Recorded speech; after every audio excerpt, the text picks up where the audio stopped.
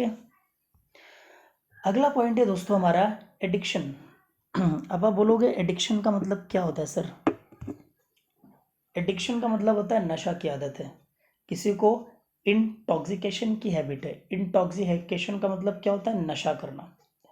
देखिए जितने भी नशा करने वाले लोग होते हैं, सबसे पहले तो उनका जो स्टेट ऑफ माइंड होता है वो कैसा होता है? एबनॉर्मल। उनको हम इरेशनल्स की कैटेगरी में डाल देते हैं। और हमने एजम्पशन में पढ़ा था कि अगर जो भी कंज्यूमर कमोडिटी कंज्यूम कर रहा है, अगर वो एबनॉर्मल है, रैशनल नहीं है, तो उसके ऊपर लॉ ऑफ डीएमयू एप्लीकेबल नहीं होगा। तो वही होता है। अभी एग्जांपल के तौर पर आप ले लो, जैसे कि ड्रंकर्ड्स हैं, ठीक है। ड्रंकर्ड्स मतलब क्या? बेवड़े। उनकी जो एमयू होती है हर एक पैक के साथ बढ़ती चली जाती है, घटती नहीं है, राइट। उनको जितना एडिशनल ऑफ यूनिट लिक्कर का मिलेगा, वो जितना लिक्कर कंज्यूम करेगा, राइट, उसकी मार्जिनल यूनिटी क्या होगी? इंक्रीज होगी, डिक्रीज नहीं होगी, right. Actually it is only a illusion. ये भी याद रखना, हम रियलिटी में नहीं बोलते कि उसकी एमयूआर बहुत ज़्यादा बढ़ जाएगी, क्योंकि वो तो नशे में होता है। ये इल्यूजन है हमारा। लेकिन हम ऐसा मान के चलते हैं कि इस कंडीशन में उसकी जो यूनिटी होगी वो इंक्रीज होगी, राइट। तो इसीलिए ये भी क्या करता है, आपका जो रैशनैलिटी वाला एजम्पशन था उसको वायलेट कर देता है एडिक्शन। इसीलिए ये लॉ पे एप्लीकेबल नहीं होता है। आई होप ये आपको समझ में आ रहेगा, राइट। तो चलिए हम एक बार इसको रीड कर लेते हैं, इस पॉइंट को। उसके बाद हम क्या करेंगे? आगे बढ़ेंगे। देखिए क्या बोला गया है। It is observe in case of a drunkard. फिर से शुरू करते हैं, थोड़ा सा प्रॉब्लम हो गया है। ये देखिए ये भी बीच में आ गया है। चलिए कोई बात नहीं, एक बार फिर से शुरू कर देते हैं। तो देखिए बोला गया है, it is observe in case of a drunkard that the level of intoxication increases every additional unit of liquor consume. Intoxication का मतलब होता है नशा। So MU received by drunkard में increase. Actually it is a only an illusion. This condition is similar to almost all addictions. चाहे वो एक drunkard हो, चाहे वो एक स्मोकर हो, चाहे वो ड्रग एडिक्ट हो, कंडीशन सब पे सेम एप्लीकेबल होती है। However this violate the assumption of rationality, therefore addiction जो पॉइंट है वो लॉ ऑफ डीयूमी पे एप्लीकेबल नहीं होगा। क्लियर? चलिए आगे बढ़ते हैं। This is your fourth point and it is a very very important point. मज़ा आएगा इसमें। जैसे कि पावर, राइट। पावर, देखिए पावर का मतलब क्या होता है? पावर का मतलब होता है पावर। बोलोगे सर पावर का मतलब पावर? Yes exactly.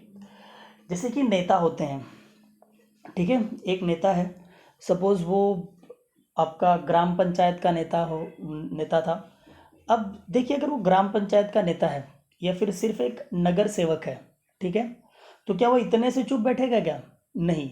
वो क्या चाहेगा कि एक दिन भाई मैं पूरे प्रदेश का मंत्री बन जाऊं, मतलब सीएम। अगर वो सीएम बन गया तो सोचेगा काश मैं पीएम बन जाऊं, ठीक है। और अगर वो पीएम बन गया सोचेगा काश मैं पूरी कंट्री का प्रेसिडेंट बन जाऊं।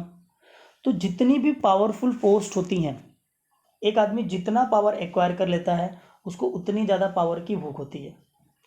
तो हर एक कामयाबी के साथ जितनी कामयाबी उसको मिलती चली जाएगी, उसकी मार्जिनल यूटिलिटी उस कामयाबी के लिए बढ़ती चली जाती है, ठीक है। तो देखिए क्या बोलता है, this is an exception of the law because when person acquires power his lust for power increases. उसकी चाहत जो होती है वो बढ़ती चली जाती है जितना ज़्यादा उसको पावर मिलेगा। He desire to have more and more of unit, right. Suppose this is just an example. कोई मंत्री है, वो सीएम है, हमारे महाराष्ट्र का सीएम है, किसी भी स्टेट का सीएम है सपोज। अब वो सीएम बन गया है, पूरा का पूरा वो जो राज्य है दैट इज स्टेट वो उसके कंट्रोल में। Now he wants to become a PF of India, PF नहीं sorry PM of India. So his desire to acquire power increases, right, और इंक्रीज हो रही है। However this is again violate the rationality assumption, क्योंकि उसका state of mind फिर से क्या है? नॉर्मल नहीं है। वो फिर से क्या करना चाहता है? ज़्यादा से ज़्यादा पावर एक्वायर करना चाहता है। उसको जितना पावर मिलेगा वन बाय वन, उसकी जो वांट है, यूटिलिटी है, मार्जिनल यूटिलिटी, वो बढ़ेगी, घटेगी नहीं। लॉ क्या बोलता है? घटना चाहिए। दैट्स वाई इस पॉइंट के ऊपर भी हमारा लॉ एप्लीकेबल नहीं होता है। Is that clear? चलिए हम अगले पॉइंट की तरफ बढ़ते हैं, मनी। ठीक है, अगला जो पॉइंट है आपका मनी। देखिए जो मनी होती है उसकी मार्जिनल यूटिलिटी कभी शून्य या ज़ीरो नहीं होती है। आप चाहोगे कभी कि आपको पैसा मिले ही ना? ऐसा बिल्कुल नहीं हो सकता, राइट? आपको जितना यूनिट ऑफ मनी मिलेगा आपको उतना ज़्यादा मज़ा आएगा, आपको उतना ज़्यादा इंजॉयमेंट फील होगा। जैसे कि 100 का नोट देख के और 2000 की नोट देखने के बाद हमारी आंखों में एक चमक सा जाता है, अरे वाह आज तो 2000 रुपये हैं मेरे पास। इसी तरह 10,000, लाख, करोड़, जितना भी पैसा हो, मनी की यूटिलिटी कभी भी ज़ीरो नहीं होती है।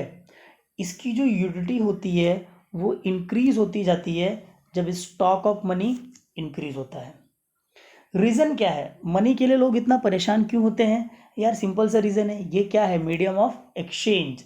इससे क्या होगा, आपकी वांट क्या होंगी, सेटिस्फाई हो जाएंगी। Is it clear? That's why every unit of money gives you extra unit of commodity which is against the law, because law says that कि there is increase of number of commodity, your marginal utility should be diminish, कम होनी चाहिए। But money के case में ऐसा नहीं होता। Is it clear? जितना ज़्यादा पैसा मिलेगा आपका मार्जिनल यूटिलिटी उतना बढ़ेगा पैसे के लिए। लेकिन कुछ इकोनॉमिस्ट का ये कहना है कि ये this law is applicable money पे भी ये लॉ एप्लीकेबल हो जाता है। उसके पीछे का रीज़न क्या होता है याद रखिएगा, ये रियल एक्सेप्शन नहीं है।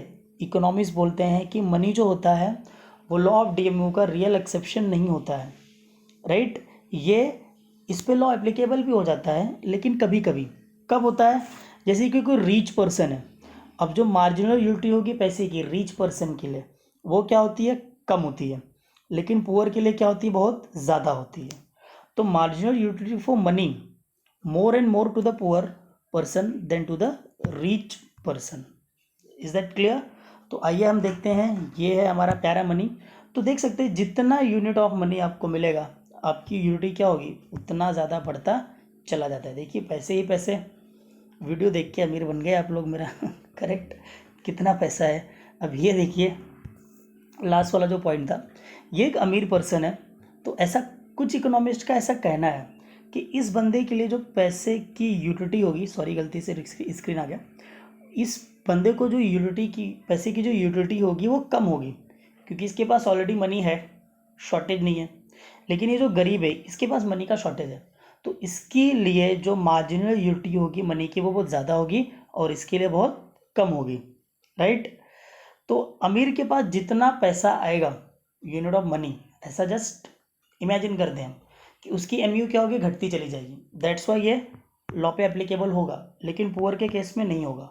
तो मैंने बोला दिस इज एन डिबेटेबल, ये एक डिबेट है एक तरह का। इकोनॉमिक्स कह रहे हैं, कुछ लोगों का कहना है यार कि एक्सेप्शन होता है, कुछ लोगों का कहना है नहीं होता है। उसमें फ़िलहाल नहीं पढ़ना है, हमको जो एक्सप्लेनेशन दिया हम वही पढ़ लेंगे। Is it clear? I hope ये पॉइंट आपको समझ में आया होगा। तो दोस्तों यहाँ पे आज का वीडियो ख़त्म होता है।